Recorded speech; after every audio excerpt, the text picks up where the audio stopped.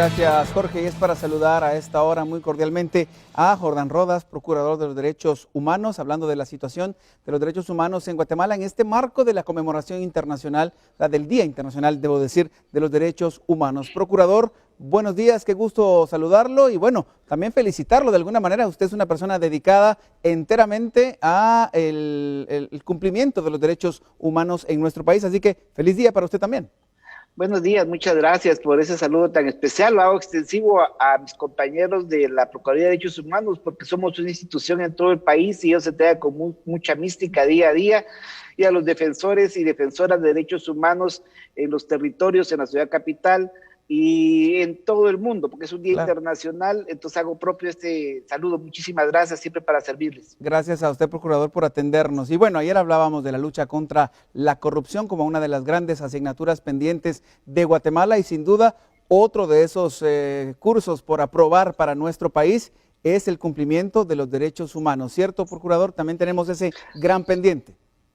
Así es una asignatura pendiente. Lamentablemente no se toma como una política pública los derechos humanos y es una improvisación constante, pero una improvisación sin enfoque de derechos humanos. Y los derechos humanos son importantes porque no son ideológicos, no son de izquierda ni de derecha, sino son para todos. Y la esencia de los derechos humanos es la dignidad de todas las personas, independientemente de cualquier diferencia que pudiéramos tener. Claro. ¿Cuál es el área donde más se vulneran esos derechos, procurador, en Guatemala? Sé que se ve reflejado todos los días, todo el día, en muchísimas zonas, pero ¿cuál es el área más delicada o donde más enfoque deberíamos poner?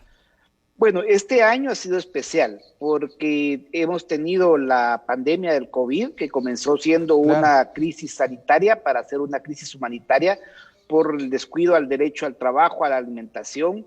A eso le sumamos también los fenómenos naturales, la tormenta, el huracán, cómo se han abordado con clientelismo. Si no, tenemos que recordar las tristes imágenes de exclusión del alcalde de San Pedro Cachá, por ejemplo, la opacidad, la corrupción. Entonces, como nadar contracorriente para los derechos humanos. Aparte, la justicia en general hoy es un derecho humano y el Estado de Derecho está en crisis. Recuérdense que lamentablemente el Congreso de la República está por terminar el año y tiene esa gran asignatura pendiente en cuanto a la elección de Corte Suprema de Justicia y Sala de Apelaciones, ya que no ha cumplido lo ordenado por la Honorable Corte de Constitucionalidad. Y entonces los derechos humanos sin una justicia independiente es cuesta arriba. Y si a eso le sumamos la crisis de gobernabilidad por el divorcio entre el binomio presidencial del presidente Alejandro Yamatei y el vicepresidente Guillermo Castillo, que tuvo una tregua hace más de una semana, menos de una semana, y ni una semana duró, lamentablemente, porque el presidente de la República incumplió uno de los 4 acuerdos, que era que el vicepresidente se iba a hacer cargo de la reconstrucción tan importante en el país, que se haga con transparencia. Entonces, todo este clima de ingobernabilidad, esta crisis, recuérdense que hasta vino la OEA, pensaba que aquí, según el presidente, iba a haber golpe de Estado, y no, hay una severa crisis del Estado de la democracia en Guatemala, donde la población ha sido reprimida por manifestar, periodistas también lamentablemente han sido reprimidos, han sido golpeados, ya las órdenes de aprehensión fueron ilegales, arbitrarias, se demostró en Guatemala y en Quetzaltenango también. Este es el panorama, lamentablemente. Quisiera ser optimista, pero lo optimista únicamente es que la gente está manifestando, es un derecho humano.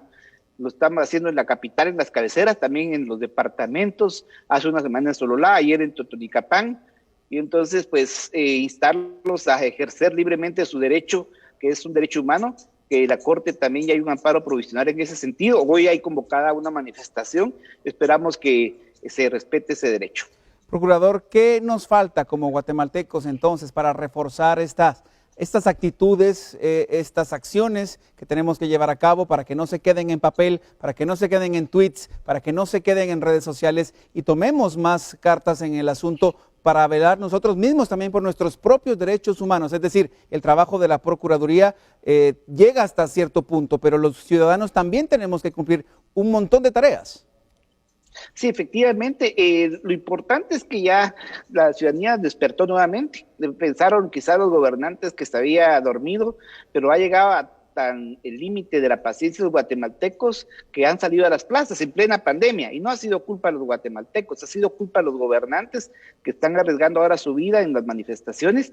Lo que falta es sentido común, transparencia, eficacia, Imagínense un ejemplo, la Coprecovid que se organizó, resulta que por un llamado que le hace la universidad al doctor Asturias, se va a él, bueno, está bien, pero todos somos importantes, pero nadie es indispensable, y se termina prácticamente la Coprecovid en pleno auge de la segunda ola. Esa es una gran irresponsabilidad del gobierno actual, y como él dijo, pues se está cumpliendo, aquí sálese quien pueda, y es lo que estamos y tenemos que hacer los guatemaltecos y guatemaltecas, lamentablemente.